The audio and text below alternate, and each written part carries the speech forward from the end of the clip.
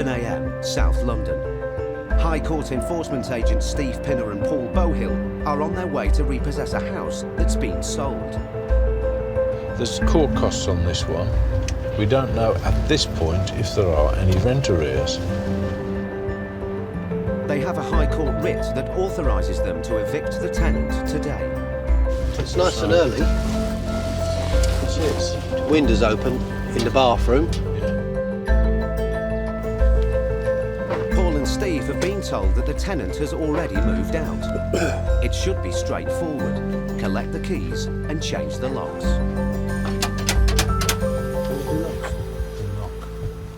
Good morning. Hello. Hello. We're from the High Court. Yeah, we have an eviction order here. Okay. Were you expecting us? No. Do you know anything at all about this? It's been to the county court and so on. No. The house has been sold. I know the house has been sold and I haven't heard anything else. The tenant is expecting to be rehoused by the council in the next week or two, and the High Court writ has taken her by surprise. I did went to the council, but what they told me from the council is when I get the letter, then there would be a date on it and they would move me by that date. Okay. Well, the actual process has been changed to the High Court, and we're here today. To do what? To actually take possession of the property and to change the locks. Oh, this is shocking. Where am I going to go? Because I'm on cut this. You need to speak to the council. I can't speak to them before 9 o'clock. Do you live here on your own? Yeah, with my kids. Okay, how many children have you got? 2. Paul and Steve now face a dilemma.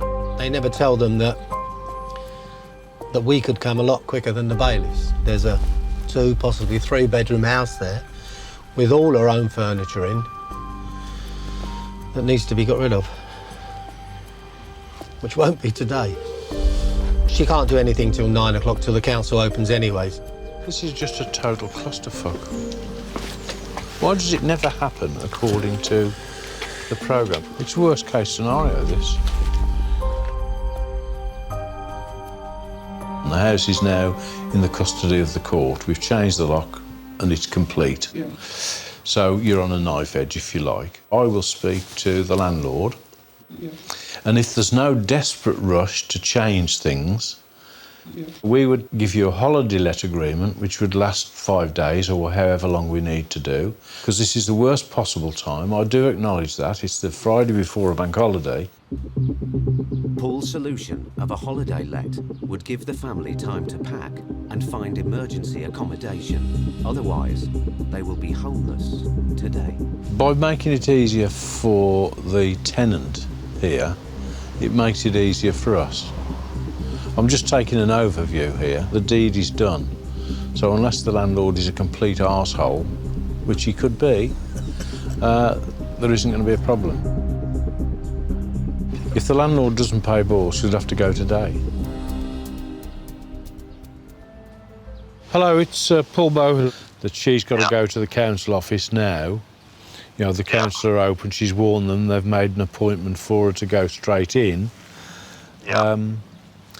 It's just a question that whether you're going to allow her to stay here till Tuesday to make arrangements to move all the rest of the stuff. I spoke to Sue before she went to work. She wanted the house back. She hasn't been very compliant with us. Okay. Thank you very much. That's it, sir. Yeah, bye. Thank you. Bye.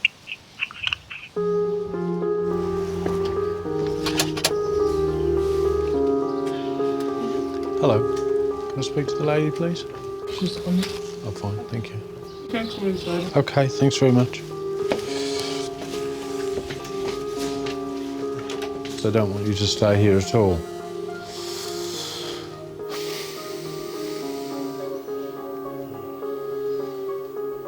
So that means you need to get enough kit together to last you over the weekend, and you have to make an arrangement with the landlord to come back and move the rest of your stuff on Tuesday. Sometimes you go to an eviction and the tenant isn't aware of how things work or whatever, and it's devastating to them and they're actually brought to their knees. Are you listening? Can you hear me? Yeah. You understand? But at the end of the day, we have to try and, as hard as it is, try and step back from that. But it's a bank holiday Friday, and we throw in a mother and 2 kids effectively out into the street. I have no control over it. We're following the system to the letter. Right, so we've got a situation. The landlord isn't prepared to back down. He's coming over here. So this is The landlord's coming over. yeah.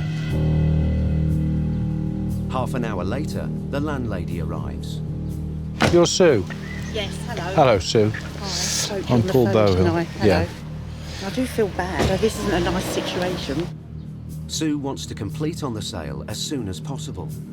I'm living in my mother's 2-bedroom house with my 2 teenage sons, and obviously I need to sell the house to recuperate some money for us so we can buy somewhere else to live. She needs the tenant out. All risks losing the sale and many thousands of pounds. So I think the local authority are to blame, really. They give everyone the wrong information. They tell tenants to stay put. They They do. refuse to help them. I know they do. And they're saying, It's just- we will not give you social housing until the bailiff is actually throwing you into the street. I think the councils, generally speaking, are completely and utterly overwhelmed by the scale of the problem. Their entire ethos is to fob people off and hope they'll go away and be a problem tomorrow or next week. The landlords know that, so they apply to the High Court to get it done sooner. The result is that the tenant and her family will be homeless on a bank holiday weekend.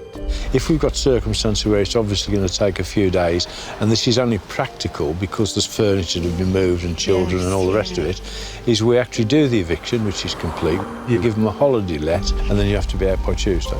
But we'll always take your instructions. We have no problem with that. Now Sue's tenants must wait to find out where they'll be staying tonight. Thank you. Are you OK for talking to her? Yeah, haven't got no, a I problem don't with mind that? talking to her. That's all right. That's okay. No one wants to put someone out on the streets with children. I do feel really bad. It's not nice for the tenant, but at the same time, I do want my house back.